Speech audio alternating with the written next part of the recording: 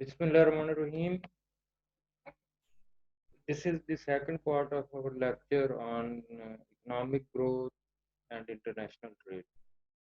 So we take up image rising growth today. Image rising growth का थोड़ा सा हमने कल वाली अगर आप लास्ट डायग्राम देखें उसमें हमने देखा था image rising growth क्या होती है कि wealth effect is पॉजिटिव लेकिन टर्म्स ऑफ ट्रेड डिटोरिएट हो जाती हैं जैसे मैंने थोड़ा सा कल आपको लास्ट में बताया भी था टर्म्स ऑफ ट्रेड डिटोरिएट हो जाती हैं और जिसकी वजह से नेशन की welfare goes down welfare decline कर जाती है तो this is an example of immiserising growth तो नेशन एक्सपीरियंसेस मिसराइजिंग ग्रोथ तो ये कहाँ पे होती है it is more likely to occur for developing countries लेकिन रियल वर्ल्ड में ये हो भी सकती नहीं भी हो सकती तो ये आपने देखा था कि ग्रोथ होती है और वो भी लार्ज कंट्री के इसमें और ग्रोथ की वजह से आउटपुट तो बढ़ती है लेकिन जब आप वर्ल्ड मार्केट में जाते हैं तो अपनी आउटपुट बेचने के लिए आपकी टर्म्स ऑफ ट्रेड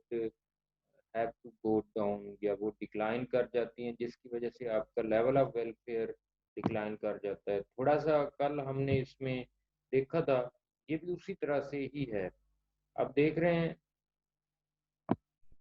ये इनिशियल है ये ब्लैक जो थिक लाइन है production possibility frontier 70 and 140 x और वाई प्रोड्यूस हो रहे हैं ग्रोथ से पहले नेशन बी पे प्रोड्यूस कर रही है 130 units of X and 20 units of Y produce हो रहे हैं और जो रिलेटिव कमोडिटी प्राइसेस हैं वो 1 है यानी 1x is equal to 1y तो अगर 130 में से 60 यूनिट ये एक्सपोर्ट कर दे और 60 यूनिट वाई के इंपोर्ट कर दे तो the nation will go to E point in terms of consumption इसकी कंजम्पशन ई पॉइंट पे हो जाएगी और इसका लेवल ऑफ वेलफेयर I3 जो इंडिफरेंस का 3 है वो आप देख रहे हैं अगर ट्रेड होती तो ये बी पे रहते तो ये बहुत ही लोअर लेवल है as compare to this I3 E point welfare improve कर गई है अब ग्रोथ होती है ग्रोथ किसी भी शक्ल में हो सकती है आपको पता है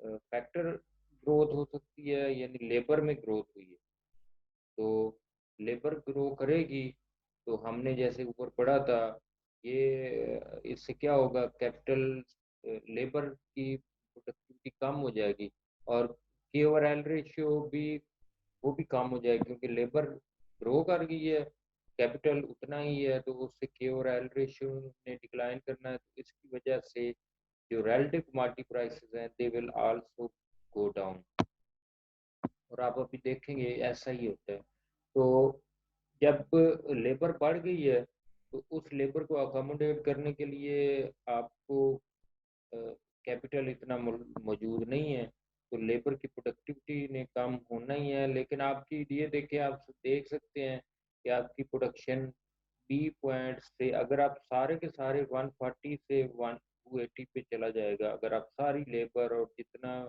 भी कैपिटल वो इसमें यूज करें तो 140 से 280 डबल लेकिन क्योंकि आप आपने वर्ल्ड मार्केट में जाना है और आप जो हमने ऊपर पढ़ा था वो स्मॉल कंट्री में तो है आप unchanged commodity prices world market में आप कर सकते हैं लेकिन जब आप लार्ज कंट्री हूँ और आप इन्फ्लुएंस आपकी वजह से हो रहा हो तो आपको सी पॉइंट पे जाना पड़ेगा ऑपरेट करना पड़ेगा आप बी पॉइंट से सी पे चले जाएंगे प्रोडक्शन में क्योंकि जो रिलेटिव कमोडिटी प्राइसेस हैं वो डिक्लाइन कर जाएंगी आपकी प्रोडक्शन ज़्यादा हो रही है आप वर्ल्ड मार्केट में आपका रोल है तो प्रोडक्शन अगर सी पे होती है ये सी पॉइंट तो इस पे क्या है 160 यूनिट 130 से 160 और ये आप ये 50 यूनिट आप वाई आप प्रोड्यूस करेंगे यहाँ से 160 में से आप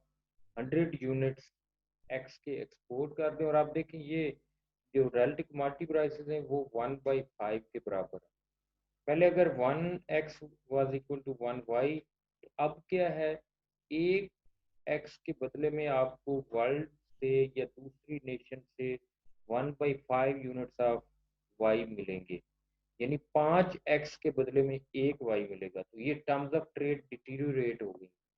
आपकी ग्रोथ तो हुई है, लेकिन दुनिया में ऐसा नहीं है, दुनिया की डिमांड नहीं बढ़ी, सिर्फ एक नेशन की ग्रोथ हुई है और लेबर की ग्रोथ हुई है। तो एक्स की प्रोडक्शन आपकी ज़्यादा होगी, लेकिन क्योंकि वर्ल्ड मार्केट में उसकी इतनी डिमांड नहीं है, तो आपकी टर्म्स ऑफ ट्रेड डिटीरियोरेट हो जाएंगी। तो टर्म्स ऑफ ट्रेड 1 की बजाय 1/5 हो गई हैं। एक्स की जो वैल्यू है वर्ल्ड मार्केट में वो बहुत कम हो गई है, ये 20% कम, यानी 80% कम हुई है, 1/5। तो पहले 1x 1 y के बराबर था, अब 1x 1/5 यूनिट्स ऑफ y के बराबर है, यानी 5x 1 y के बराबर है। तो रिलेटिव कमोडिटी प्राइसेस आप ये 1/5 है, तो अगर आप 5x देंगे तो 1 y मिलेगा। तो 160 आप प्रोड्यूस कर रहे हैं, 100 अगर दे देंगे तो आप ये देखिए जी पॉइंट पे आएंगे, 100x दे के आपको कितने वाई मिलने हैं, 20। तो सी पॉइंट पे आप ऑलरेडी 50 प्रोड्यूस कर रहे हैं, ये देखें, तो 20 आपको वाई और मिलेंगे तो आप 70 पे चले जाएंगे। तो लेवल ऑफ वेलफेयर आप देख सकते हैं आफ्टर ग्रोथ हैज डिक्लाइंड। इसमें आप देख सकते हैं कि आपकी आउटपुट यानी वेल्थ इफेक्ट इज पॉजिटिव, लेकिन आपका जो टर्म्स ऑफ ट्रेड है वो इतना ज़्यादा है, वो आउटवे कर जाता है, वो डोमिनेट कर जाएगा आपके वेल्थ इफेक्ट को, and the overall welfare will go down. और आप देख इसको हम बोलते हैं इमिसराइजिंग ग्रोथ। हाँ, कोई कुछ ऐसी भी ग्रोथ हो सकती है जिसमें आपकी ग्रोथ की वजह से वेलफेयर इंप्रूव भी कर जाती है। तो वो है आपके सामने यहाँ पे, ये इस शक्ल में हो सकती है कि ग्रोथ कैपिटल में हो या वाई की ग्रोथ अगर होगी तो आपको कुछ ना कुछ बेनिफिट हो जाएगा। आप देख सकते हैं अभी हम अ, ये चेक करेंगे कि आपकी ग्रोथ की वजह से आपको बेनिफिट हुआ है और टर्म्स ऑफ ट्रेड भी इम्प्रूव कर गई हैं।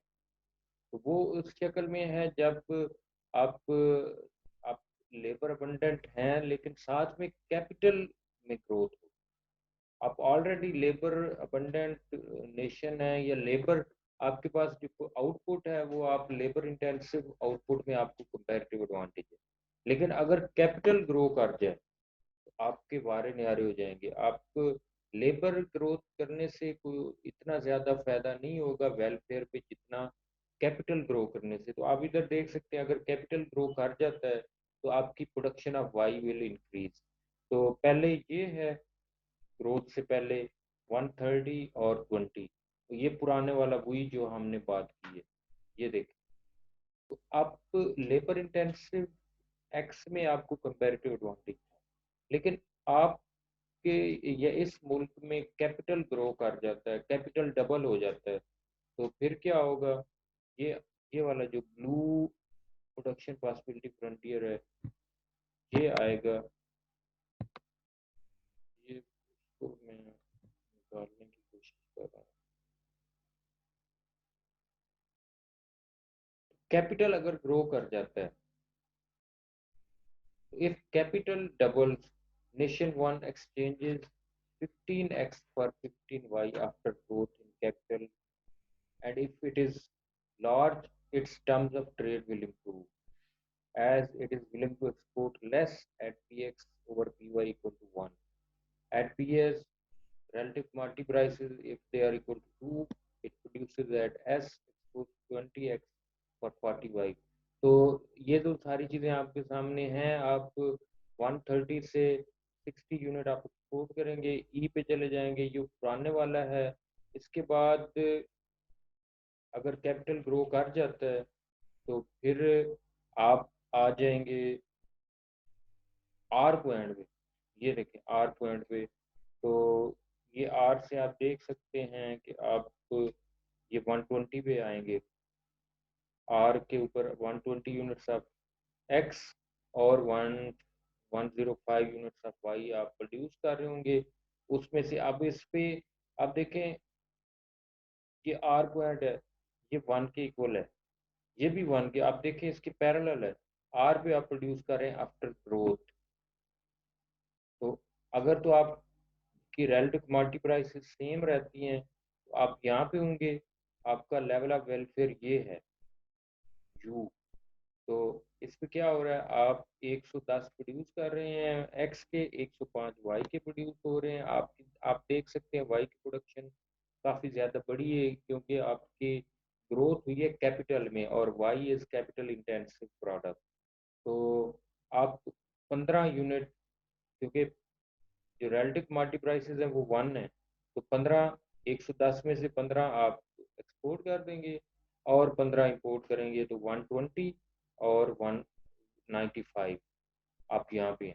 लेकिन चूंकि आप लार्ज कंट्री हैं and you can influence the terms of trade, तो फिर क्या होगा, आप अपनी मर्जी की प्राइसेस चार्ज कर सकते हैं bye lowering the production or by offering less of x or y, or offering less of x or accepting less of Y. तो आप जो टर्म्स ऑफ ट्रेड हैं आप उनको अफेक्ट कर सकते हैं, ऊपर लिखा हुआ भी है, if it is large it's terms of trade will improve. तो अगर ये बड़ा मुल्क है तो क्या होगा, टर्म्स ऑफ ट्रेड आप देख सकते हैं P S is equal to 2। अगर आप एस पॉइंट पे चले जाते हैं प्रोडक्शन में, तो आप और एक्स बढ़ा रहे हैं, लेकिन आपकी टर्म्स ऑफ ट्रेड आपकी इम्प्रूव इसलिए करेंगी कि आप देखें ये एस पे जो आपका रिलेटिव कमोडिटी प्राइसेस हैं वो यहाँ पे इसको टच कर रहा है, और रिलेटिव कमोडिटी प्राइसेस 2 के बराबर हो गई हैं। इसका मतलब ये है कि एक एक्स के बदले में 2 वाई आप एक्सेप्ट करेंगे। आप क्योंकि लार्ज कंट्री हैं तो आप supply in the world market को इन्फ्लुएंस कर सकते हैं। आप कह सकते हैं कि हम एक एक्स के बदले में 2 वाई लेंगे, या एक वाई के लिए हाफ एक्स प्रोवाइड करेंगे। तो एस पे आप क्या करेंगे, एस में से आप 20 एक्स, आप यहाँ पे ये देख सकते हैं 130, और 130 में से 20 आप अगर दे देंगे तो आप चले जाएंगे 110 पे, ये डब्ल्यू पॉइंट, और 20 दे के आप 40 वाई इंपोर्ट करने के लिए तैयार होंगे। तो 90 से 40 आप ऐड करेंगे तो 130, तो आपकी कंजम्पशन लेवल ऑफ वेलफेयर वो इम्प्रूव करेगा। तो ये है the growth that improve nation once terms of trade and welfare both. It's quite easy and you can very easily understand it. इसको हम ऑफर कर की शक्ल में भी बड़ी आसानी के साथ इसको देख सकते हैं, कोई इतना बड़ा मसला नहीं है। आप देखें जो इनिशियल पॉइंट है ई पॉइंट, दोनों नेशंस और क्वाइट बैलेंस्ड, ट्रेड बैलेंस्ड है। नेशन वन के लिए जितनी इंपोर्ट डिमांड है उतनी ही एक्सपोर्ट सप्लाई है दोनों नेशंस की। ई पॉइंट पे 60 unit of X nation one is willing to export for 60 units of Y. E point के ऊपर ही nation two is willing to export 60 units of Y in exchange for 60 units of X. Trade balance में हो गई है। लेकिन अगर terms of trade improve कर जाएं, एक की बजाय 2 हो जाएं, तो क्या होगा, आप देख रहे हैं यहाँ पे ये टर्म्स ऑफ ट्रेड जो पी एस पे था यानी 2, तो इस साइड पे एक्स की वैल्यू बढ़ रही है, टर्म्स ऑफ ट्रेड इंप्रूव कर रही हैं। तो एक एक्स के बदले में 2 वाई, या एक वाई के बदले में हाफ एक्स मिलना है। तो टर्म्स ऑफ ट्रेड बढ़ रही हैं तो क्या होगा, जो नेशन वन है उसका आप 2 पे देख सकते हैं, टर्म्स ऑफ ट्रेड इंप्रूव किए हैं। नेशन वन का वो यहाँ पे आपको नजर नहीं आ रहा। नेशन टू, ये देखें नेशन टू तो डब्ल्यू पे इक्विलिब्रियम में है, तो नेशन टू इस पॉइंट पे रिलेटिव कमोडिटी प्राइसेस या टर्म्स ऑफ ट्रेड जब 2 हों तो कितने एक्सपोर्ट करने के लिए तैयार है, 40। लेकिन जो नेशन वन है वो कितने लेने के लिए तैयार है, 20। यहाँ पे 20 नहीं है, यहाँ पे तो ये बी 40 एक्सपोर्ट करने के लिए तैयार है और 20 यूनिट्स ऑफ एक्स इंपोर्ट करने के लिए तैयार है, नेशन वन। लेकिन ये नेशन टू का है, ये वाला जो ऑफर कर रहे हैं नेशन टू की हम बात कर रहे हैं। टू पे nation two 40 units of Y export करने के लिए तैयार है in return for 20 units of X. लेकिन नेशन टू कैसे बिहेव करेगी in in respect of nation one?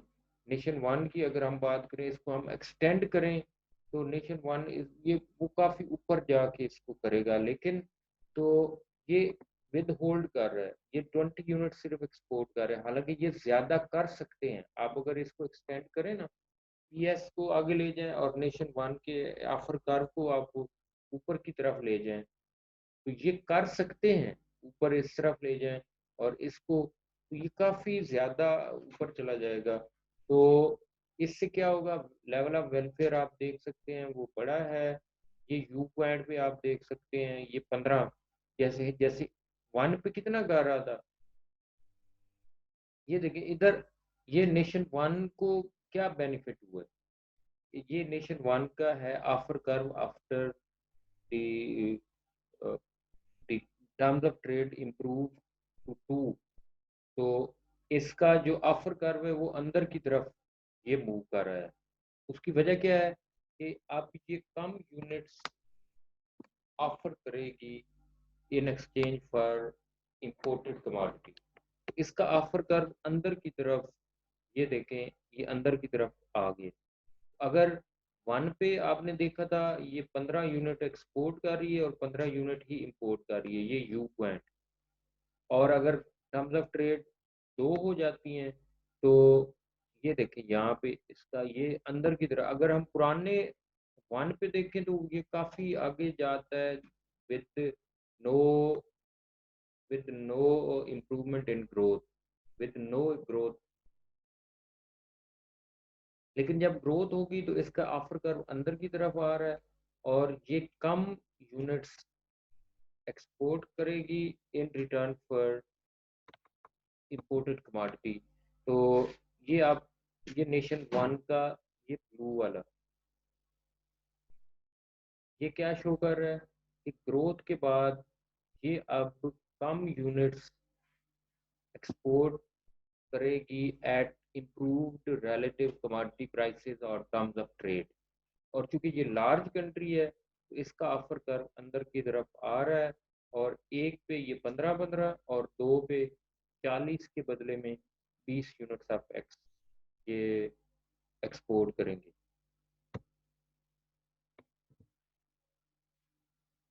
इसी तरह से ग्रोथ हो, टेस्ट चेंज हो और ट्रेड हो इन बोथ नेशन, तो फिर क्या होगा?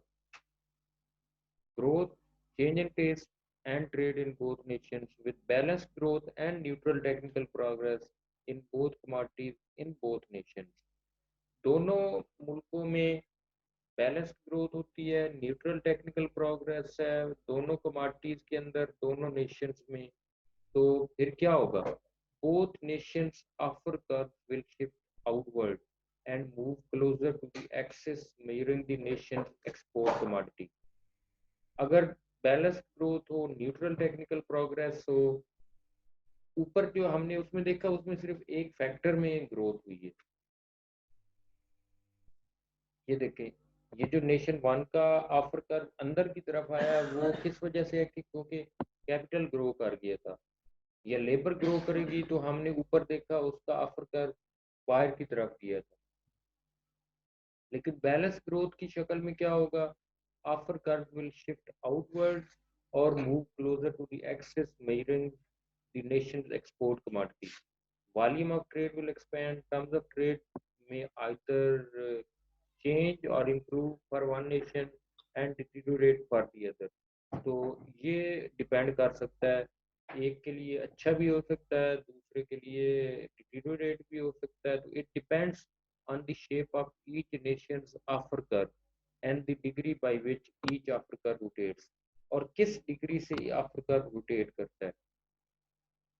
इसी तरह से with growth or change in taste in both nations, इससे क्या होगा, both nations offer curves will shift, changing volume and or terms of trade. A shift of the offer curve towards the axis measuring the export commodity will increase trade at constant prices and improve terms of trade. तो अगर offer curve improve करेगा, जिस side पे export commodity है, तो इससे क्या होगा, it will improve the terms of trade at constant relative commodity prices, और टर्म्स ऑफ ट्रेड इंप्रूव करेंगी और welfare will also be improve. Opposite will be, an opposite effect will be there.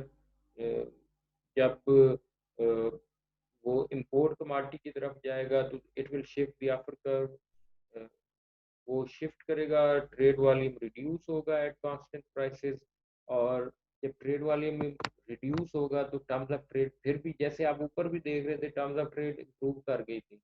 तो ये ग्राफ से आपको यहाँ से ये इससे आपको क्लियर है. तो यहाँ पे हम क्या अज्यूम कर रहे हैं, both countries are large. Initial तो ये है E1 पे, E1 पे आप देख रहे हैं,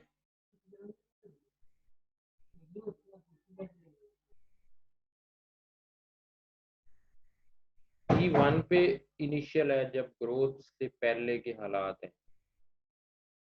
ये E1 60 और 60. अब अगर लेबर डबल हो जाती है, लेबर अगर डबल हो जाए तो नेशन वन का ऑफर कर्व किधर जाएगा, वो एक्सपोर्ट कमोडिटी की तरफ एक्सपैंड करेगा. अब ये हो जाएगा one star. If L doubles, nation one की फॉर्म में offer curve will rotate toward one star, यानी नेशन वन का पहले वन था, अब वन स्टार हो गया. तो अब दूसरी नेशन को अगर कुछ नहीं होता तो फिर क्या होगा, तो ये यहाँ पे ये यहाँ पे कट कर रहा है. तो terms of trade will deteriorate, trade volume बढ़ जाएगा लेकिन terms of trade will deteriorate. ये इधर लिखा हुआ भी है. अगर लेबर डबल हो जाती है तो E2 पे इक्विलिब्रियम बनेगा, और इस पे आप देख सकते हैं टर्म्स ऑफ ट्रेड में भी इक्वल टू 1/2, तो तकरीबन है भी 140. ये एक्सपोर्ट करेगा, ये देखें यहाँ पे x 140 units of x export करेगा और 70 units of why it will import.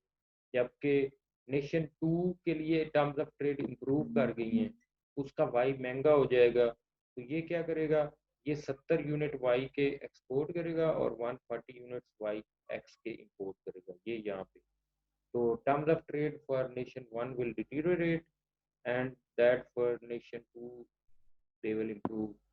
तो ये इसी तरह से उलट भी है. अगर के डबल हो जाता है तो नेशन टू का ऑफर कर्व कौन सा है, पहले ये है टू, फिर ये हो जाएगा टू स्टार. तो ये यहाँ पे चले जाएंगे 150 और 150. लेकिन अगर ये दोनों इसकी लेबर डबल होती है, उसकी कैपिटल डबल होता है, तो ये यहाँ पे आ जाएंगे. लेकिन उसकी लेबर के ऊपर कोई फर्क ना पड़े नेशन वन में, लेकिन इसका कैपिटल डबल हो जाए तो कहाँ पे इक्विलिब्रियम बनेगा, E3 पे. ये देख रहे हैं आप, E3 पे ये ये E3 पे क्या हो रहा है, जो terms of trade for nation one will improve and terms of trade for nation two will deteriorate. और ट्रेड वॉल्यूम के ऊपर ये बढ़ भी सकता है, वो कम भी हो सकता है, वो डिपेंड करेगा. लेकिन आप देख सकते हैं कि अगर तो दोनों में ग्रोथ हो तो E4 के ऊपर होंगे, लेकिन सिर्फ नेशन टू का कैपिटल डबल हो तो ये यहाँ पे होंगे. अब ये कितने एक्सपोर्ट करने के लिए तैयार है, 140 यूनिट्स वाई के एक्सपोर्ट करने के लिए तैयार है और 70 यूनिट्स एक्स के इंपोर्ट करने के लिए तैयार है. जबकि नेशन वन कहाँ पे है, वो वो भी इधर से, ये देखिए इसको हमने एक्सटेंड किया तो यहाँ पे आ गया. अब ये 70 यूनिट्स आप एक्सपोर्ट करेंगे और 140 यूनिट्स आप वाई इंपोर्ट करेंगे. ट्रेड वॉल्यूम पहले की निस्बत तो बढ़ेगा, लेकिन अगर दोनों में बैलेंस्ड ग्रोथ हो लेबर और कैपिटल में तो वो यहाँ पे होंगे, और ये है अब, तो दोनों भी हो सकते हैं। इसी तरह से if growth in both nations occur, तो वो E4 पे होंगे, there is no change in terms of trade, लेकिन वॉल्यूम ऑफ ट्रेड वो बढ़ेगा। अब अगर कैपिटल डबल हो जाता है, जैसे ऊपर हमने पढ़ा है, if capital doubles in nation one, तो क्या होगा, इसका जो ऑफर कर्व है वो इंपोर्ट कमोडिटी की तरफ, अंदर की तरफ जाएगा। पहले वो एक्सपोर्ट कमोडिटी की तरफ गया था, अब ये वाला बन जाएगा वन प्राइम। तो यहाँ पे भी आप देख सकते हैं। और नेशन टू में लेबर बढ़ती है, तो इक्विलिब्रियम विल शिफ्ट, यहाँ पे होगा E7। दोनों में लेबर नेशन टू में बढ़े, कैपिटल नेशन वन में बढ़े, तो इक्विलिब्रियम E7 पे होगा। लेकिन एक नेशन नेशन वन में कैपिटल बढ़े, नेशन टू में लेबर ना बढ़े, वो उधर ही रहे, तो फिर कहाँ पे होगा, E5 पे। या दूसरी सिचुएशन में नेशन टू में लेबर डबल हो जाए लेकिन नेशन वन में लेबर या कैपिटल पे कोई असर ना पड़े, तो फिर इक्विलिब्रियम कहाँ पे होगा, इसका वो चेंज नहीं होगा, वो N1 वाला जो वन आफ्टर कर्व है E6 पे ही रहेगा। तो terms of trade will deteriorate, दूसरी शक्ल में ये इम्प्रूव करेंगी। और जो वॉल्यूम ऑफ ट्रेड है वो भी पहले की निस्बत तो कम होगा, अगर इक्वल होगा तो ये 15 और 15, ये उसी तरह है जैसे हमने ऊपर देखा था पिछले ग्राफ के अंदर। तो ये क्लियर है, ये दोबारा इसको थोड़ा डिटेल में ये सेम है जो हमने पहले देखी है। तो ग्रोथ होगी तो इससे ऑफर कर्व चेंज होंगे, टेस्ट चेंज होंगे, टेस्ट के ऊपर अफेक्ट, जो टेस्ट हैं, changes in taste they also affect offer curve. तो if nation one desires more of y, it will offer more of x or for y, or it will accept less of y for each x exported। तो इसकी वजह से जो offer curves हैं वो one से one star की तरफ, और ट्रेड के ऊपर जो भी इम्पैक्ट है हम इसको बड़ी आसानी से चार्ट आउट कर सकते हैं।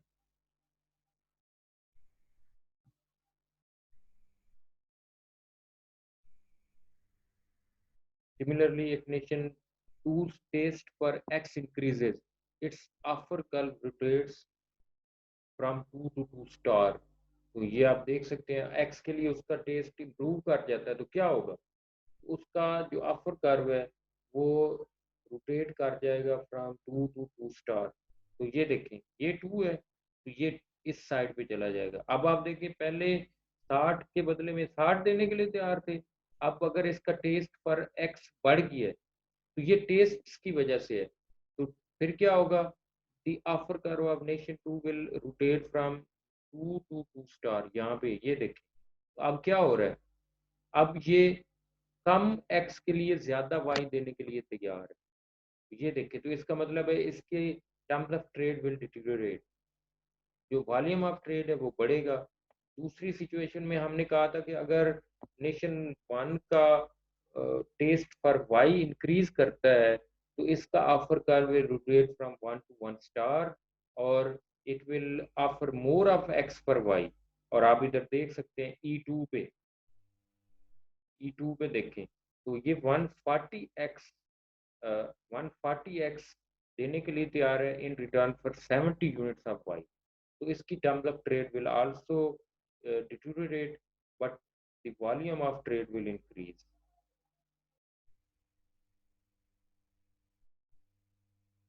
इसी तरह से अगर taste change in both nation, both offer curve will rotate, but the degree of change in taste determines the impact on turn। तो ये है E4, दोनों के टेस्ट चेंज हो जाते हैं तो फिर दोबारा आपका इक्विलिब्रियम आ जाएगा, और टर्म्स ऑफ ट्रेड वो कैसे अफेक्ट होती हैं वो फिर भी टेस्ट के ऊपर ही डिपेंड करेगा। लेकिन अगर इक्वल चेंजेस आए तो आपका जो टर्म्स ऑफ ट्रेड हैं वो यहाँ पे ही रहेंगे।